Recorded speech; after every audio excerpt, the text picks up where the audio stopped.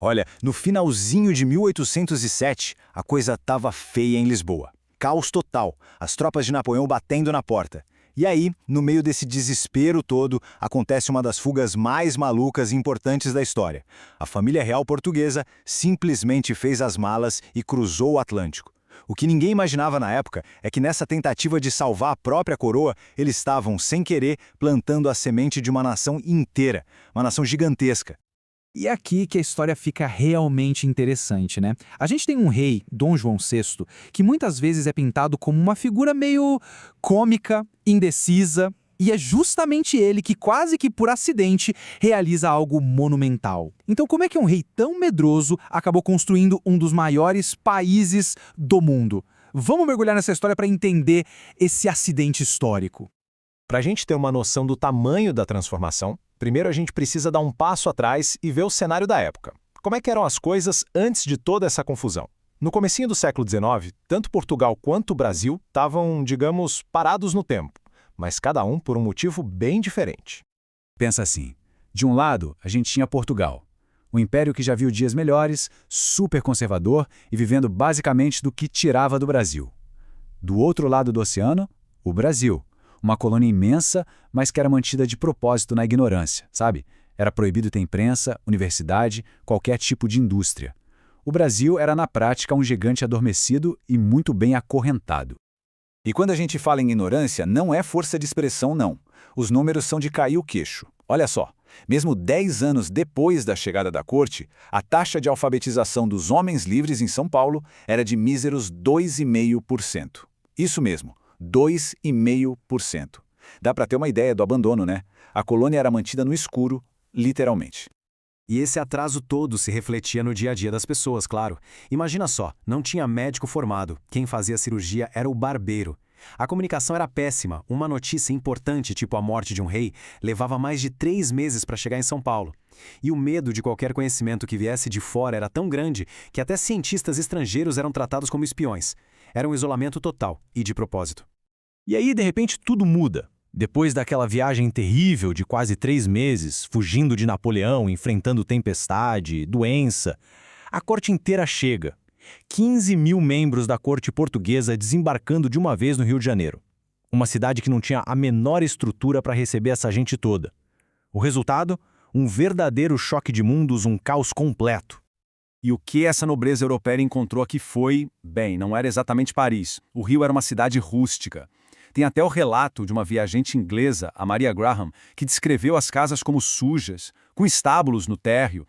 Ela mal podia acreditar que a alta sociedade ia morar ali. O contraste entre o que eles esperavam e o que encontraram foi brutal. E a primeira providência para alojar toda essa gente foi, digamos, direta. As melhores casas da cidade foram simplesmente confiscadas. Eles chegavam, marcavam a porta com as letras PR, de Príncipe Regente, e o morador tinha que sair. Claro que o povão, expulso de casa, não perdoou. Logo apelidaram o PR de Ponha-se na Lua. Isso já mostra de cara a tensão que se instalou ali, né? E essa mistura rendeu umas histórias bizarras, quase cômicas. Por exemplo, durante a viagem, as damas da corte pegaram uma infestação de piolhos e tiveram que raspar a cabeça. Chegando no Rio, o que aconteceu? As mulheres locais viram aquilo e acharam que era a última moda da Europa. E todo mundo começou a raspar a cabeça também. Ou então, os patins de gelo que os ingleses trouxeram, completamente inúteis no calor do Rio, que acabaram virando facas, ferraduras. Era a prova de que 2 mundos totalmente diferentes estavam se trombando. Só que no meio dessa bagunça toda, uma coisa incrível começou a acontecer. Para conseguir governar a partir do Brasil, Dom João percebeu que precisava de um país. E como não existia nada aqui, ele teve que construir na marra e às pressas toda a estrutura de um Estado moderno do zero. E a velocidade com que as coisas aconteceram foi impressionante. A primeira grande medida, aliás, ele tomou assim que pisou em Salvador, antes mesmo de chegar ao Rio. Abriu os portos do Brasil para o mundo, acabando com 300 anos de monopólio português. E a partir daí foi uma coisa atrás da outra. Em pouco mais de 10 anos, ele criou o Banco do Brasil, escolas de medicina, a Biblioteca Nacional, teatros, tudo culminou em 1815, quando o Brasil foi elevado a reino, deixando de ser oficialmente uma colônia. Então, a gente precisa entender o ponto central aqui.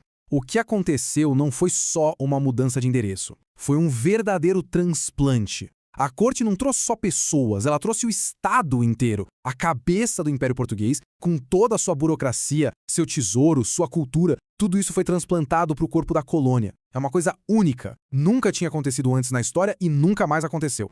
Ok, mas e no final das contas? Qual foi o grande legado dessa mudança toda? Bom, o resultado de longo prazo é talvez o mais inesperado de todos. A própria existência do Brasil como um país unificado do jeito que a gente conhece hoje. Para entender isso, é só olhar para o lado, para os nossos vizinhos. A América Espanhola, depois da independência, se quebrou em mais de uma dúzia de países diferentes. Já o Brasil não. Ele se manteve como um bloco único, um país de tamanho continental. E por quê? Porque a presença da corte no Rio de Janeiro criou um centro de poder forte, um eixo que segurou todas as províncias juntas e impediu que o país se esfacelasse, que era o caminho mais provável. E olha, isso não é só uma opinião, não. É praticamente um consenso entre os historiadores. A vinda da família real para o Brasil foi o fator decisivo que manteve o país unido. Se eles não tivessem vindo, muito provavelmente o mapa da América do Sul hoje seria outro, completamente diferente. O que nos leva à pergunta final, que é quase filosófica. Será que a criação do Brasil moderno foi, então, um dos maiores e mais importantes acidentes da história? Pense bem, uma nação continental, unificada. Tudo isso não veio de um plano genial, mas sim do ato de desespero de um rei fugindo do perigo. Um país forjado pelo medo, pelo caos e talvez por um dos acidentes mais bem-sucedidos de todos os tempos.